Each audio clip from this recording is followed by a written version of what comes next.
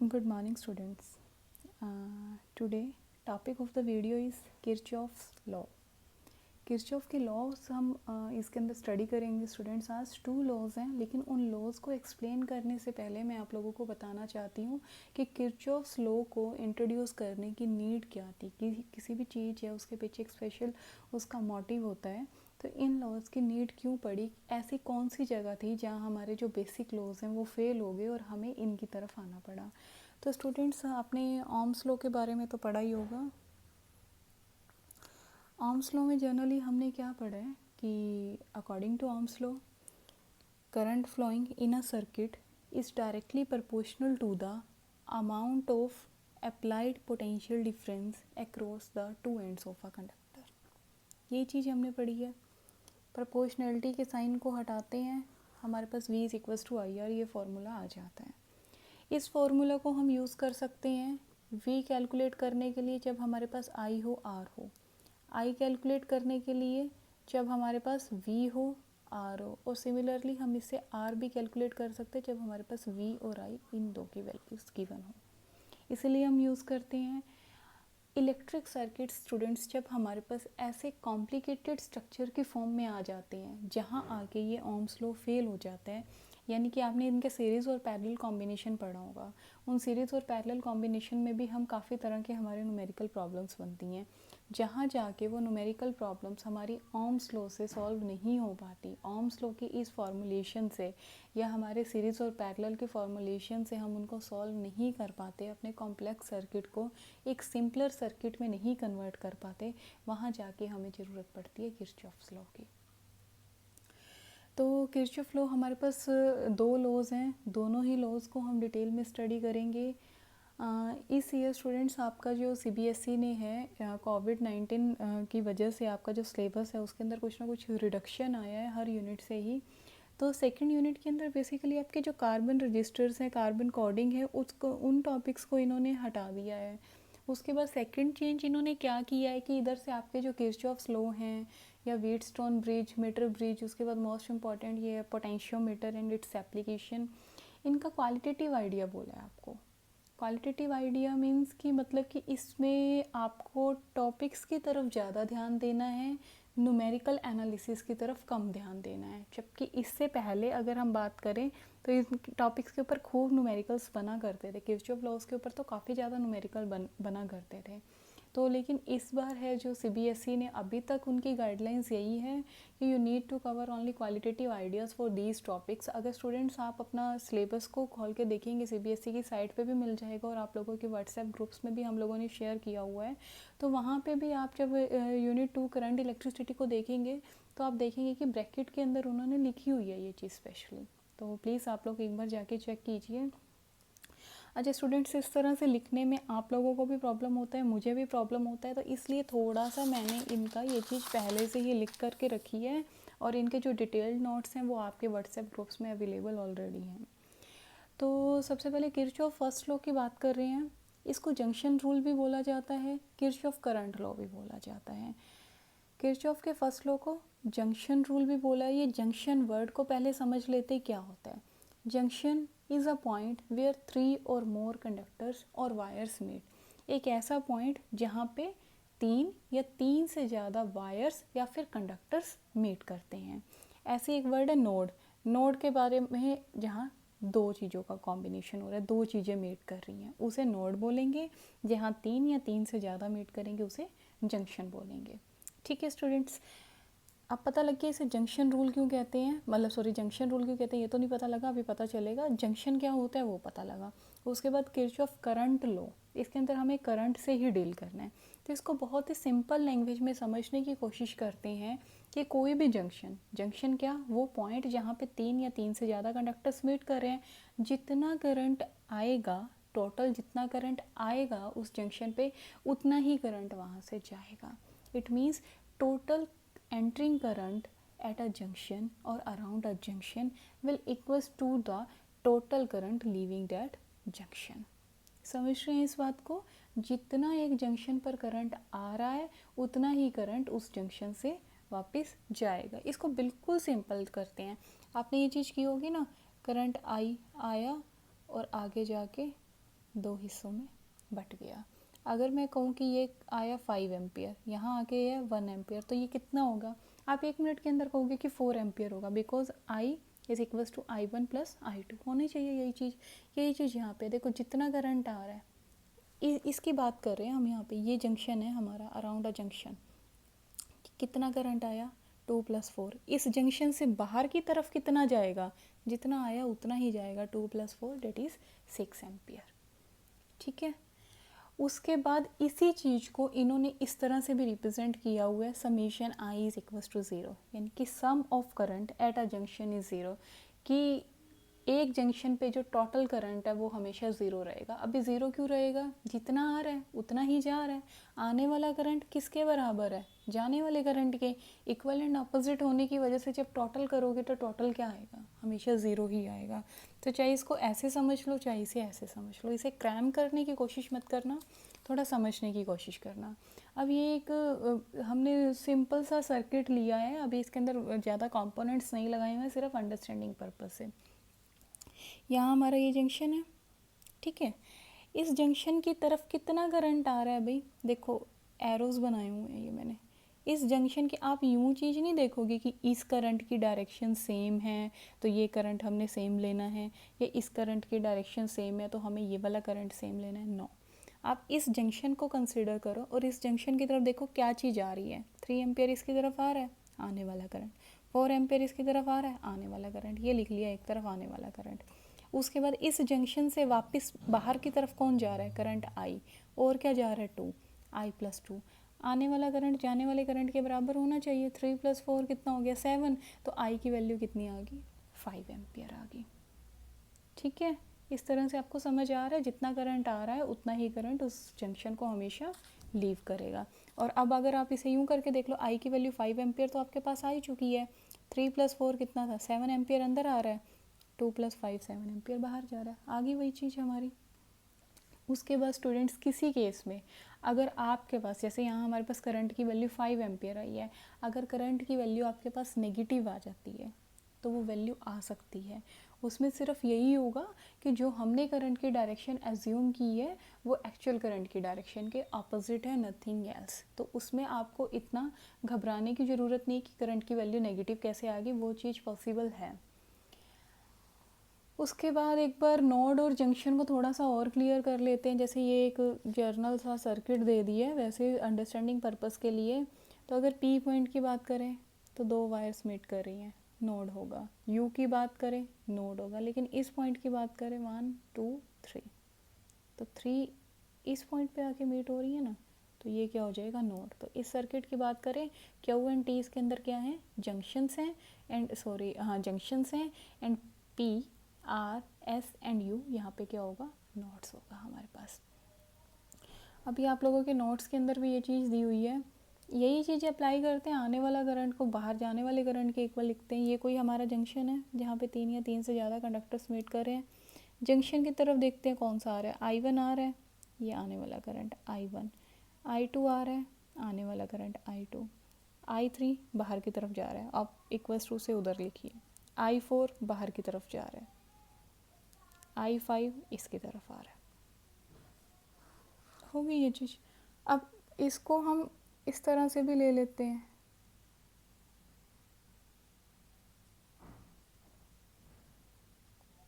वहाँ ये चीज़ बोल दी जाती है कि जो current the current entering the junction is always taken as positive and current leaving the junctions are taken as negative.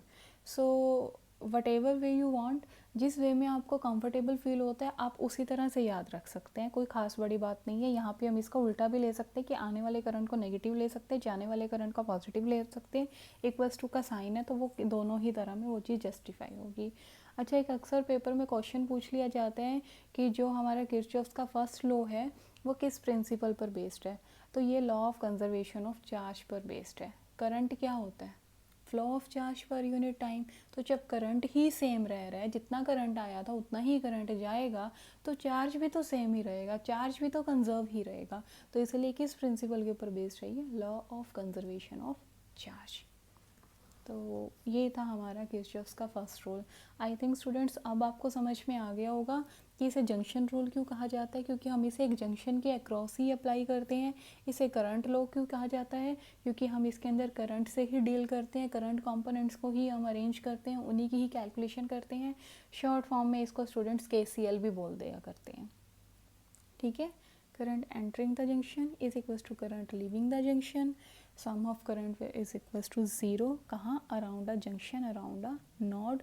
Node क्या है, 2 पॉइंट्स वाला नोड है। जंक्शन क्या है, 3 पॉइंट्स वाला हमारा जो जंक्शन है। करंट की वैल्यू को आप इस तरह से कैलकुलेट कर सकते हो। करंट की वैल्यू नेगेटिव भी आ सकती है, नेगेटिव आ रही है तो क्वेश्चन गलत नहीं होगा। सिर्फ इतना होगा कि जो एज्यूम्ड वैल्यू है वो एज्यूम्ड डायरेक्शन है, ओरिजिनल एक्चुअल डायरेक्शन से अपोजिट ली गई है। उसके बाद इसको इस तरह से भी आप अप्लाई कर सकते हो। किस प्रिंसिपल पर बेस्ड है, law of conservation of charge पर ये हमारा बेस्ड है। Okay students, let's move to second law, Kirchhoff's second law. इसे हम लूप रूल भी बोलते हैं, किरचॉफ्स वोल्टेज लॉ भी बोला जाता है। पहले वाला KCL, Kirchhoff's current law. Second one is Kirchhoff's voltage law, that is KVL। Loop क्या होता है, जैसे सर्कल होता है ना, सर्कल कि जिसका एंट्री एग्जिट मतलब हर तरफ से सेम, क्लोज्ड, बंद, उस तरह से उस चीज़ को हम लूप बोलते हैं, ठीक है। अब ये चीज़ क्या कहती है, ये चीज़ बोलती है अभी summation of delta V is equals to 0। भूल जाओ सारी चीज़ों को, सिर्फ इस चीज़ से बताओ आप क्या समझते हो। Summation of delta V is equals to 0, summation means algebraic sum, algebraic sum means sum of all components. कौन से कंपोनेंट्स, V क्या है, पोटेंशियल डिफरेंस, साथ में डेल्टा भी लगा दिया। डेल्टा क्या है, change in. It means algebraic sum of change in potential in a closed loop is always 0 for Kirchhoff's second rule. Kirchhoff's second rule क्या कहते हैं कि किसी closed loop के अंदर algebraic sum of change in potential is equals to 0। सिर्फ mathematical expression को ध्यान में रखिए, रिटर्न का तो आप लोग खुद से कर लोगे अगर आप क्रैम नहीं कर रहे हो, उस चीज़ को समझ के कर रहे हो तो। Algebraic sum of change in, delta क्या रिप्रेजेंट करते हैं, चेंज इन, V क्या है, पोटेंशियल, इज इक्वल्स टू 0। एक चीज़ आपको खास याद रखनी है, क्लॉज लूप। क्लॉज लूप नहीं होगा तो ये लॉ एप्लीकेबल नहीं है आपका, ठीक है। आपके पास कोई भी लूप होगा उसे आप ट्रैवर्स करोगे या तो एंटी क्लॉकवाइज डायरेक्शन में या क्लॉकवाइज डायरेक्शन में, दो ही हमारे पास केसेस हैं, चाहे दोनों में से किसी केस में ही आप इसे ट्रैवर्स कर लो, ठीक है। उसके बाद एक इसकी सेकंड डेफिनेशन और है, इसको भी आप मैथमेटिकल याद कीजिए।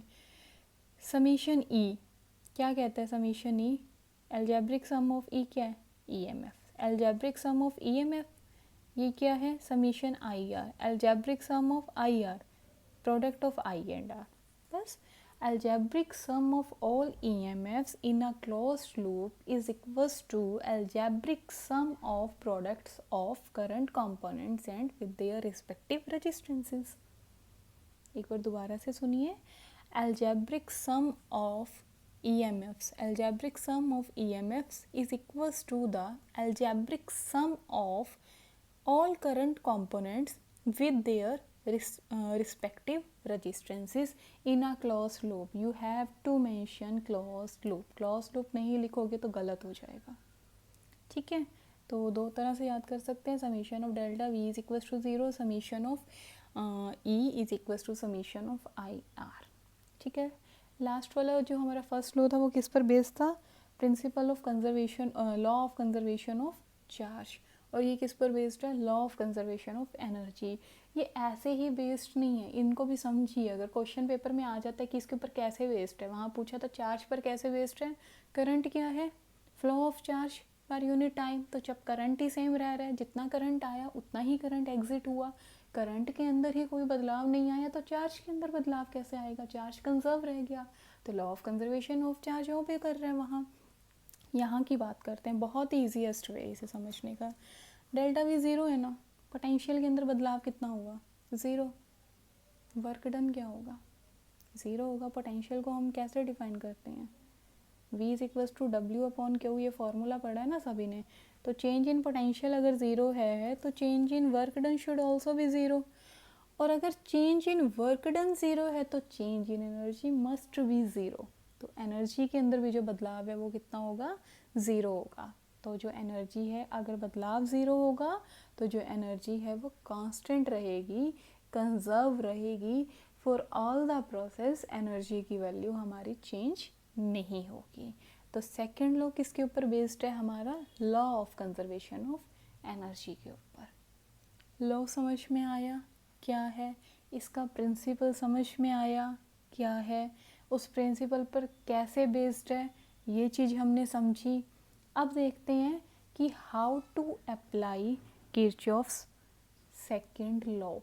इसको समझने से पहले ये सेम वही डायग्राम मैंने प्लॉट किया हुआ है, सर्किट डायग्राम, जो आप लोगों के नोट्स में अवेलेबल है। इसको समझने से पहले हमारे पास दो रूल्स हैं, बहुत ही इजी से रूल हैं, समझना काफ़ी इजी है। हमने एक बात की स्टूडेंट्स कि हम अपने जो लूप को ट्रैवर्स करेंगे या तो क्लॉकवाइज करेंगे या एंटी क्लॉकवाइज करेंगे। सपोज करो कि हम अपने लूप को ना इस तरह से लेके चल रहे हैं, A B C D A. क्या बोला मैंने, ए बी सी डी, ए जो फर्स्ट होगा वही लास्ट होगा। लूप मैंने हमेशा बताया कि बंद होगा, जहाँ से शुरू वहीं पर आके ख़त्म। मैं यहाँ से चली, हर एक कंपोनेंट को लेके चलेंगे। सबसे पहले मेरे पास इस E2 दो सेल्स मैंने यूज़ किए हैं जिसका EMF E2 है, इसका E1 है। सबसे पहले मेरे पास ये आया ना A to B जाते हुए, तो पॉजिटिव टर्मिनल आया तो मैं इस E2 को लूँगी -E2। पहला रूल तो ये कि अगर पॉजिटिव टर्मिनल किसी सेल का बैटरी का एनकाउंटर होता है पहले, तो उसका जो EMF है वो लिया जाएगा नेगेटिव। ठीक है जी। अब यहाँ से चलते चलते ऊपर चले, नेगेटिव टर्मिनल आ गया E1 का, तो इसको कैसा लेना पड़ेगा, पॉजिटिव लेंगे। समझ में आ रही है ये चीज़ आपको कि अगर नेगेटिव टर्मिनल आएगा तो पॉजिटिव लिया जाएगा उसका EMF, अगर सेल का पॉजिटिव टर्मिनल आएगा तो उसका EMF नेगेटिव लिया जाएगा। दूसरी चीज़, रजिस्टर है यहाँ, इसके अक्रॉस कुछ ना कुछ वोल्टेज का ड्रॉप होगा जहाँ जहाँ रजिस्टर है। अब यहाँ पे यहाँ से तो हमें करंट मिल रहा है I1, यहाँ से कितना मिल रहा है I2, तो इसके अक्रॉस कितना ड्रॉप होना चाहिए, I2 इंटू R2। इसके अक्रॉस कितना होना चाहिए, I1 into R1। First case है ये। तो देखो हम इस तरह से चल रहे हैं ना, तो यहाँ से आपके लूप की डायरेक्शन कितनी है, A to B, लेकिन आपके करंट की डायरेक्शन क्या है, अपोजिट है, तो आप इसे लोगे नेगेटिव, यानी कि is equals to -I2 R2। ध्यान से एक चीज़, इस चीज़ को दोबारा समझिए कि आप अपने लूप को जा रहे हो इस तरह से A B, लेकिन करंट इसका इस तरफ आ रहा है ना, तो लूप के ट्रावर्सल की डायरेक्शन और करंट की डायरेक्शन ऑपोजिट होगी, दोनों में तालमेल नहीं है, दोनों सेम नहीं है। तो जो वोल्टेज ड्रॉप होगा यानी कि IR, यहाँ पे I2 R2 वो लिया जाएगा नेगेटिव। अब हम गए B to C जाना है ना, कहीं कोई वोल्टेज ड्रॉप नहीं हो रहा। अब हम गए C to D। अब देखो करंट की डायरेक्शन भी यही और हमारे जो लूप को ट्रावर्स करने की यानी कि C to D ये भी यही, तो इसके अक्रॉस जो हुआ यानी कि I1 R1 उसे ले लिया हमने पॉजिटिव। तो ये इस तरह से लगेगा A B C D A के लिए हमारा किरचॉफ्स का लॉ। दो रूल्स हैं हमारे पास, एक बार दोनों ही रूल्स को मैं आपको दोबारा बता रही हूँ कि if positive terminal of a cell encounters first then its EMF will taken as negative. Otherwise अगर इससे उल्टा हो जाए, if negative terminal of cell encounters first then its EMF will taken as positive. ये तो पहला रूल था। दूसरे रूल की बात करते हैं। If the direction of traversal of a loop is same with the direction of current, क्या बात बोली कि direction of traversal of a loop is same with the direction of current, then their product will taken as positive. अगर दोनों की direction same है तो उनके प्रोडक्ट यानी कि I इंटू R को लिया जाएगा पॉजिटिव, अदरवाइज नेगेटिव। अब यहाँ देखिए एक और लूप लिया D E F C D, ये D E F C D। चलो लगाने की कोशिश करते हैं। सबसे पहले D से E आए, कुछ नहीं, E से F जाने के दौरान R3 आ गया, R3 में I3 है, E से F ही जा रहे हैं और I3 की डायरेक्शन भी इधर है, तो I3 इंटू R3 हो गया। उसके बाद F to C कुछ नहीं हुआ, C to D जा रहे थे तो आया R1, तो I1 into R1, I1 into R1, फिर से I1 की भी डायरेक्शन सेम है और हमारे लूप की भी डायरेक्शन सेम है। उसके बाद आया हमारे पास नेगेटिव टर्मिनल, नेगेटिव टर्मिनल आएगा तो क्या लेंगे हम, पॉजिटिव लेंगे। अब इन सबको एक डायरेक्शन एक तरफ मत ले लेना, मतलब कि इक्वल्स टू का साइन बीच में आएगा, किस लिए आएगा, इसलिए आएगा, ये हमारे रूल की यही तो डेफिनेशन है कि sum of EMF, sum of EMF, ये देखो यहाँ पे भी सम ऑफ EMF किसके इक्वल है, product of I into R उसके समीशन के, तो ये इस तरह से, ठीक है। उसके बाद एक और अप्लाई करके देखें क्या, E F B A E, E F B A E, E to F गए, I3 इंटू R3, ठीक है, I2 इंटू R2, नेगेटिव आया पहले तो क्या लेंगे, पॉजिटिव लेंगे, ये ले लिया पॉजिटिव। तो स्टूडेंट्स इस तरह से हमें अपना इस लूप को समझना है। आई होप आपको दोनों ही लॉज हैं जो इसके क्लियर हो गए होंगे। Thank you.